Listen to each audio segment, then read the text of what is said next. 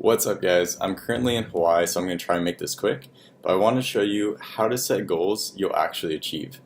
I'm Ryan Bourne, the founder of Cloud Campaign, a powerful social media marketing tool built for SMBs and agencies alike. With it being the new year, I took a step back to really analyze my business.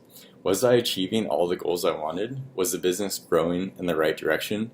And most importantly, if I look back 10 years from now, will I have any regrets for not trying hard enough? But looking back on the first 6 months of starting the business, I was actually a bit disappointed. I set goals along the way, but there were many that I wasn't hitting.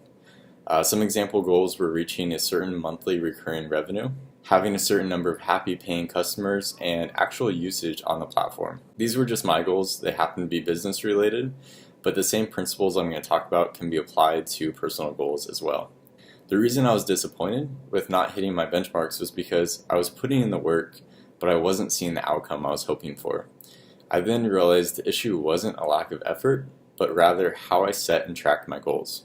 I'm a huge fan of podcasts. There are a ton that I listen to, but in regard to goals, I got some great advice from the Indie Hacker podcast and Noah Kagan's podcast.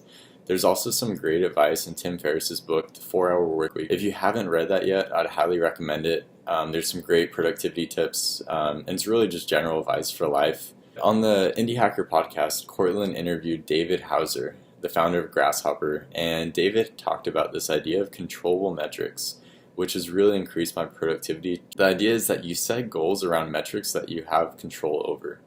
The outcome should be binary and not subjective. Either you did it or you didn't. An example would be, instead of saying, I want to lose 10 pounds in a month, I want to work out 3 days a week and eat healthy breakfast 5 days a week, right? It's very clear whether or not you completed your goals. And if at the end of the month you didn't lose 10 pounds, you can take a step back and adjust your goals as necessary. The same goes for business. Instead of saying, I want 10,000 visitors on my blog, what you should do is set a goal of saying, I want to write 2 blog posts a week, and then I want to promote my blog onto one other platform each week. So it's very clear whether or not you hit it, and the difference is you're being proactive rather than waiting until the end of the month and being like, shit, I missed my goal, I didn't get 10,000 visitors on my blog. You see each day, each week, whether or not you're hitting your benchmarks, and even if you miss your overarching goal, it's still a step in the right direction. So for example, since adopting this tactic, my goals each week are to write 2 blog posts, to send 20 cold emails, release 1 new feature, design 1 new UX improvement for the site, publish a YouTube video every other week, which is why I'm here right now in Hawaii filming this. Otherwise I probably wouldn't be doing it, but because I have these goals that I have to hit each week, you really don't have a choice, you just have to do it, and it's going to be a step in the right direction. And then the last goal is to just broadcast the company newsletter every Monday. So the biggest takeaway from Noah's podcast is, it's also echoed in the 4-Hour Workweek, but it's to set your daily tasks the night before. Have a notepad by your bed, and before you go to sleep, write down what it is that you're trying to accomplish the next day. It can be really simple and high level, but getting these tasks out of your head will help you sleep better because you're not thinking about it anymore. And also, it's going to be very clear what your next step is the next morning. If you wake up and you're not really sure what to do, like what you want to achieve goal-wise, not necessarily work-wise, you can just look at that notepad and it'll be very obvious what you need to do to take you in the right direction for what you're trying to achieve for that day, so you'll be satisfied with what you've completed that day. Another thing that Noah mentioned that's really powerful is using a shared spreadsheet to track your goals so your friends and family can help hold you accountable.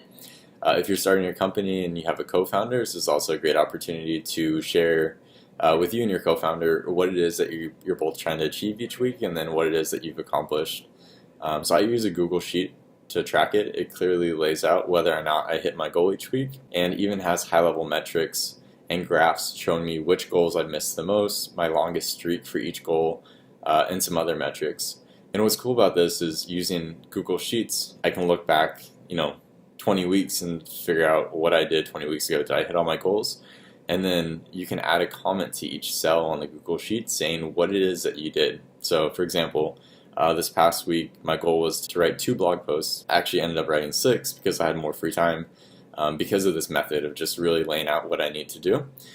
But I added a comment to that cell saying the 6 blog posts that I wrote, and then a link to each one. So in the future, 10 weeks from now, I can look back and say, oh, what was it that I wrote about the first week of January, second week of January, and I can look and be like, oh yeah, that's right, that's what it was. So it's pretty cool to have all of it together in one spot. I'll include a link to the spreadsheet template if you want to use it for yourself. Hopefully it'll help you stay on track with your goals. That's it for this week. I'm curious, what do you use to track your goals currently? And what are you hoping to accomplish this month using this new tactic of controllable metrics?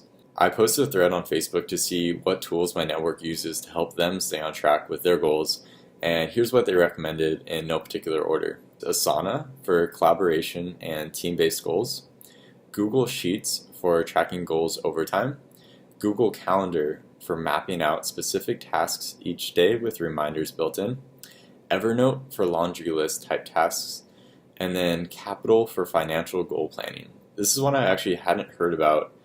Capital, it seems really cool. So the idea is you can set tasks that you want to achieve, and if you achieve that task, then it will transfer money to a fund that you're saving for something fun to do. For an example, you could say if I go to the gym, transfer $10 from my checking account to this fund that I set aside for a cruise that I'm planning for, or something like that. So it seems like a really cool way to be motivated. If it's hard to get inspired or motivated on your own by doing something, financial motivation always helps. So check it out. I'll include a link to each of these tools in the bio so you guys can have a look and try them out and see what works best for you. Thanks for following along, and subscribe for more content in the future.